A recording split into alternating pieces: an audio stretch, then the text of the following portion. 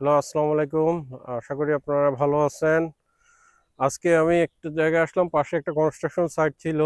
ওইটাতে একটু কাজ করলাম। কাজ করে সাইটটা ভিজিট করে তারপরে এই জায়গাটা আসলাম। তো অনেক সুন্দর একটা জায়গা, একটু দাঁড়াইলাম। তো ভাবলাম আপনাদের সাথে কিছু জিনিস শেয়ার করি। এটা হচ্ছে সাভারের বিরুলিয়ায়। জায়গাটা অনেক সুন্দর। এদিকে দেখেন একদম ফাঁকা ওপেন স্পেস একদম। এটা একটা যদিও ল্যান্ড প্রজেক্ট, এখন নাম বলা যাবে না, নাম বললে আবার ল্যান্ড প্রজেক্টে মার্কেটিং হয়ে যাবে। তো অনেক সুন্দর, উপরে ওই যে কৃষ্ণচূড়া গাছ, কৃষ্ণচূড়া লাল ফুল হয়ে আছে। আসলে আপনাদের এখন আমার ভিডিও দেখে ডাবল লাভ হচ্ছে, ডাবল বোনাস। কারণ হচ্ছে আহ, এক হচ্ছে আপনারা জানেন যে আমি ফ্রিল্যান্সিং শিখাচ্ছি, ফ্রিল্যান্সিং করি। তো তারপরে আবার আপনাদেরকে একটু লোকেশন দেখাচ্ছি। তাহলে মোটামুটি এখন বাংলাদেশে তো দেখি যে সবাই, আগে এক সময় আমরা একটু ফ্রিল্যান্সার নিজেরা বলতেও ভয় পাইতাম যে ফ্রিল্যান্সার মানুষ কি বলে না বলে কি মনে করে। তো এখন দেখি আল্লাহর রহমতে সবাই ফ্রিল্যান্সিং এর দিকে ঝুঁকতেছে। মানে সব প্রফেশনাল লোকজনই ফ্রিল্যান্সিং করার চেষ্টা করতেছে। তো এখন ভিডিও যারা দেখেন তারা বোরিং হবেন না যে ফ্রিল্যান্সার আবার ভিডিও বানাচ্ছে। তো আসলে ভিডিও বানাচ্ছি আজকে আমি একটু অন্য কারণে। আমি একটা সাইট ভিজিট করতে গেছিলাম, আপনাদের সাথে কিছু জিনিস শেয়ার করব। এখন আমি সিভিল ইঞ্জিনিয়ার প্রফেশনে, ছোটোখাটো প্রকৌশলী বা কনস্ট্রাকশনে কাজ করেছি 17-18 বছর ধরে। তো এখন full time freelancer, world top rated freelancer. অনেকেই আমাকে চেনেন, তারপরে একটু পরিচয় দিচ্ছি যেহেতু এই কথাগুলো আজকে আমি ইঞ্জিনিয়ারিং কথাবার্তা খুব একটা এর আগে বলিনি। অনলাইনে লাস্ট 2-3 মাস থেকে আসি, তো আজকে একটু বলবো। এই যে এই যে বাউন্ডারিটা দেখতেছেন, এই বাউন্ডারি থেকে বাড়ি করার একটা মিনিমাম মাপ থাকে। এই মাপটা মিনিমাম প্লটের প্রথম দিক থেকে 5 ফিট। এটা বিভিন্ন প্লট আকারে বা বিভিন্ন এলাকা ভিত্তিক প্লট আকারে বিল্ডিংয়ের ক্রাইটেরিয়া অনুযায়ী বিভিন্ন ফিট ছাড়তে হয়। তবে একদম আমি যদি সর্বনিম্নটা বলি সেটা হচ্ছে 5 ফিট। আর যদি আপনি আরও 5 কাঠার প্লট হয়, 6 কাঠার প্লট হয়, সেখানে আপনার এই যে পুরো প্লটটা, এই প্লটটার আমাদের নিয়ম অনুযায়ী 40% বা 45% ছাড়তে হয়। তাহলে আপনি দেখেন কি পরিমাণ ছাড়তে পারবেন আপনি। কিন্তু আমার বলার উদ্দেশ্য যেটা, আমি আজকে একটা সাইট ভিজিট করতে গেছিলাম। আমি পিছনে 5 ফিট বা 6 ফিট জায়গা রাখছি তার ঘোরার জন্য, আলো বাতাস, স্যানিটারি ড্রেন, তার সিকিউরিটির জন্য। যেয়ে দেখলাম সে বিল্ডিং সরায় ফেলে পিছনের দিকে নিয়ে 2 ফিট ছাড়ছে মাত্র। তো 2 ফিট ছাড়ছে, তো ওয়াল টোয়াল করে প্লাস্টার করার পর সেইটা আর 2 ফিট সেইটা আপনার 2 ফিটও থাকবে না, হয়তো 20 ইঞ্চি থাকবে। থাকলে এইটা সেই 20 ইঞ্চির মধ্যে যদি কখনো প্লাস্টার করা লাগে, আল্লাহ না করুক কোনো দুর্ঘটনা ঘটে, মানুষকে উদ্ধার করা, তার স্যানিটারি ড্রেন, প্লাম্বিং লাইন কিভাবে করবে? তো এইটা হচ্ছে একটা টেকনিক্যাল বিষয়। আর অন্য যে বিষয়টা, এই যে আপনারা দেখতেছেন যে গরমে যে আপনার একটা অস্বাভাবিক নাভিশ্বাস উঠে যাচ্ছে গরমে। তো এই গরমটা হওয়ার পিছনে কারণ কি? আমি এই কথা পয়েন্টটা আসতেছি এই কারণে যে আপনারা কালকেও হয়তো অনেক টিভিতে দেখবেন, ডিফারেন্সটা দেখানো হয়েছে রমনা পার্কের গাছের মধ্যে, যে পার্কের ভিতরে যে টেম্পারেচার মাপা হয়েছে আর বাইরে কাছাকাছি 1 কিলোমিটারের মধ্যে টেম্পারেচার মাপা হয়েছে, ডিফারেন্সটা কিন্তু 2 ডিগ্রি। অর্থাৎ 2 ডিগ্রি টেম্পারেচার কম হচ্ছে রমনা পার্কে। কারণ কি? গাছ। এই যে আমি এখানে আছি, আমার গরমটা অত লাগতেছে না, কিন্তু আমি যখনই বের হয়ে যাব তখন আমার অনেক গরম লাগবে।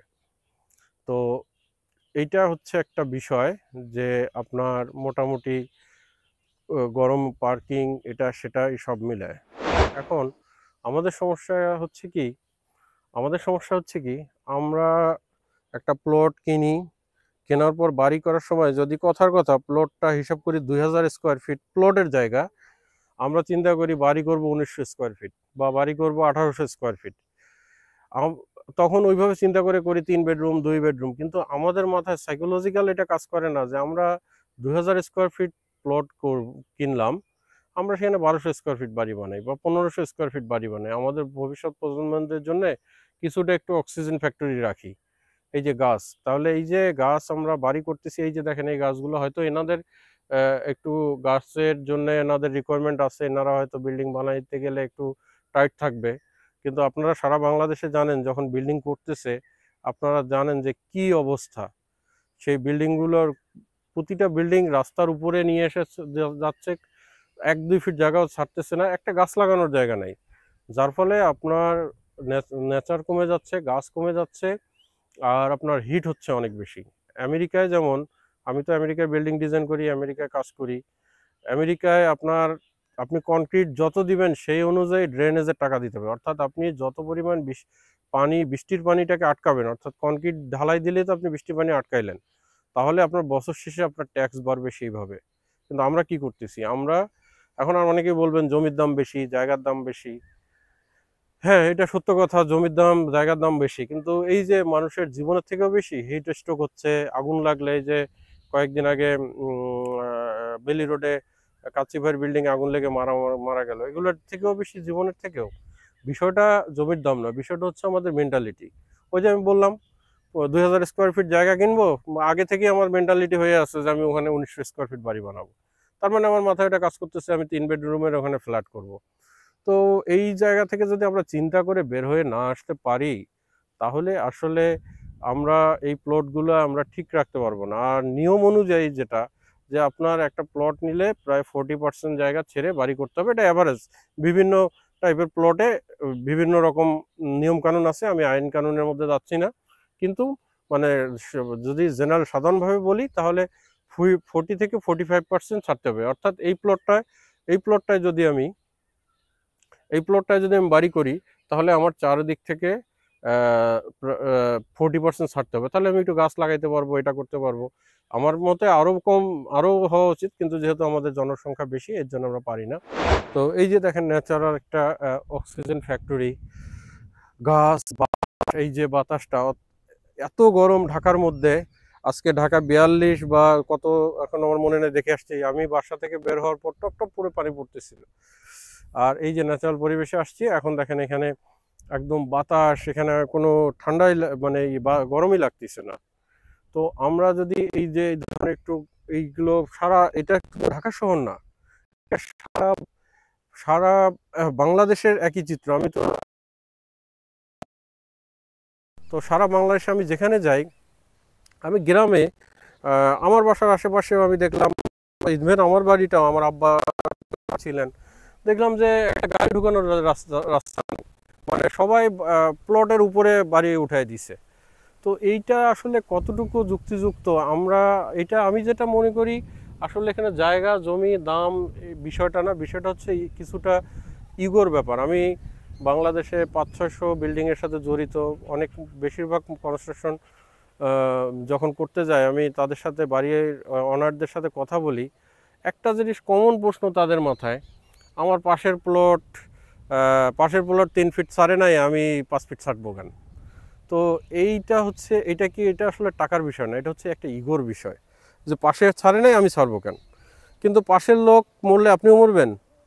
আজকে আপনি যদি নিয়ম অনুযায়ী ছাড়েন, একটা গাছ লাগান, আপনার ভবিষ্যৎ প্রজন্ম যখন আবার আপনার এই বাড়িটা করবে, পাশের প্লটে বাড়ি করবে, তখন সে দেখবে যে না, আমার পাশেরটা 5 ফিট, এখন যেমন বলতেছেন যে পাশে ছাড়ে নাই, ভবিষ্যৎ প্রজন্ম যখন করবে তখন দেখবে যে না, আমার পাশের বাড়িটা ছেড়ে করছে, আমিও করি।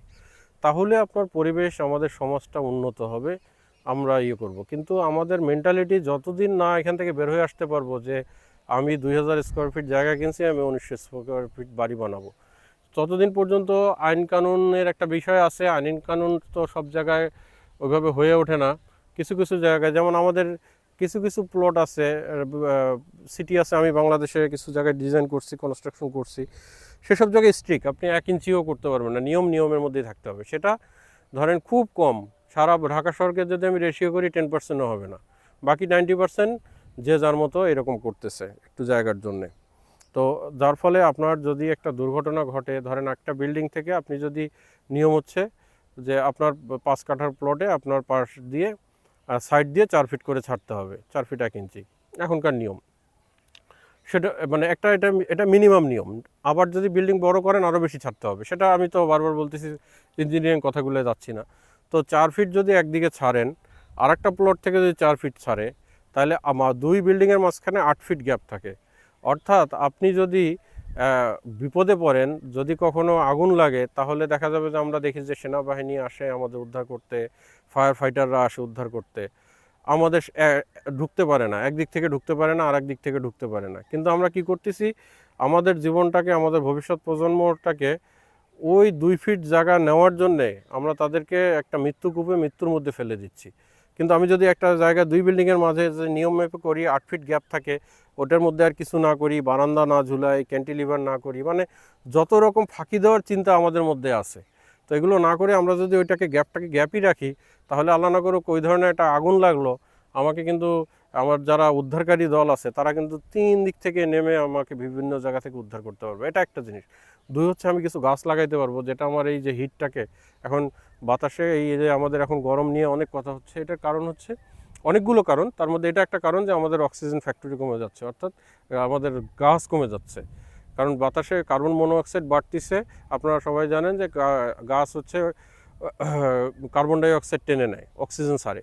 তাহলে কার্বন ডাই অক্সাইড থেকে কার্বন মনোঅক্সাইডটা হয় এবং মানে হিট হয়ে যায় পৃথিবীর মধ্যে। এটা ডিটেলস কথাবার্তা, সেগুলো পরে যদি সময় পাই শেয়ার করব। কিন্তু মেইন বিষয়টা হচ্ছে যে আমরা যদি গাছ লাগাই প্রপারলি, তাহলে এটা থাকে। আর বিল্ডিংটা যদি আমরা নিয়ম মতো করি, তাহলে আমাদের একটা মানে সুবিধাজনক একটা স্থানে আমরা থাকতে পারি, আমাদের ন্যাচারাল একটা বিউটি পেতে পারি, আমরা একটু গাছ লাগায় ফল খেতে পারি, এবং আমরা সব কিছু করতে পারি। তো এর জন্য সবার কাছে রিকোয়েস্ট যে আপনারা যে যেখানে আছেন, দয়া করে যারা নতুন প্রজন্ম আছেন, আমি জানি যে আগের যারা আছেন তারা হয়তো একটু ইগো কাজ করে বেশি।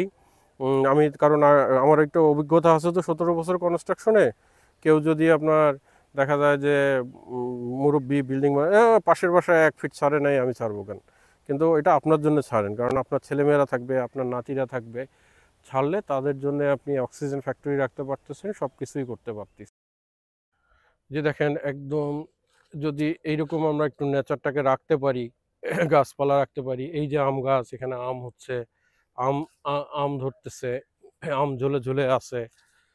তো এই যে পরিবেশ একটা ন্যাচারাল, এই যে এখানে দেখেন এই এই যে একেবারে দেখেন এখানে গাছে গাছে আম আসছে একেবারে। এই আম কতদিন পরে আম হবে। তো আমরা যদি একটু জায়গা স্যাক্রিফাইস করে জায়গাটা ছেড়ে করতে পারি, তাহলে আমাদের যে সমস্যাগুলো বললাম, এই সমস্যাগুলো থেকে অনেকটাই আমরা মুক্তি পাবো। হিটটাকে যতটুকু অ্যাবজর্ব করা যায়, পৃথিবীতে অন্য অন্য কারণও আছে হিট হওয়ার, শুধু যে এটার যে গাছপালার জন্য না। তবে গাছপালা কেটে বা গাছপালা নষ্ট করে বনায়ন কমায় ফেলে, অক্সিজেন ফ্যাক্টরি কমায় ফেলে আমাদের যে পরিমাণটা ক্ষতি হচ্ছে বা কার্বন ডাই অক্সাইড বাড়ায় হিট বাড়াচ্ছি, এটা একটা বড় কারণ। কলকারখানা, ফ্যাক্টরি, সারা ওয়ার্ল্ডের দূষণ, সব কিছু মিলায় একটা বড় ধরনের জিনিস আছে। তো আহ, সবাই আমার সাথে থাকবেন। যারা আমি ফ্রিল্যান্সিং করাচ্ছি, পেজের সাথে আমার পেজের সাথে লাইক দিয়ে থাকবেন, আর যারা ইউটিউব থেকে দেখছেন সাবস্ক্রাইব করে রাখবেন। আমি জেনারেল ফ্রিল্যান্সিং ক্লাস করাচ্ছি, আর ইঞ্জিনিয়ারিং ফ্রিল্যান্সিং ক্লাস শুরু হবে সামনের মাস থেকে। বিস্তারিত পেজে দেওয়া থাকবে, আপনারা যারা আগ্রহী বিভিন্ন রকম আমার পেজে যেয়ে দেখতে পারবেন। আমার পেজ হচ্ছে ফ্রিল্যান্সার রাশেদ ওয়ার্ল্ড, আর ইয়েটাও হচ্ছে ইউটিউব চ্যানেলটাও হচ্ছে ফ্রিল্যান্সার রাশেদ ওয়ার্ল্ড। আর আমি ওয়ার্ল্ড টপ রেটেড ফ্রিল্যান্সার আর একজন ছোটোখাটো প্রকৌশলী। তো সবাইকে আজকে আন্তরিক ধন্যবাদ। সবাই পেজের সাথেই থাকবেন, এবং সবাই সবার জন্য দোয়া করবেন। আর আমি একটা কথাই সবসময় বলি, থিঙ্ক ওয়েল, ডু বিউটিফুল, অর্থাৎ ভালো কিছু চিন্তা করেন, সুন্দর কিছু করুন। ধন্যবাদ সবাইকে। আসসালামু আলাইকুম।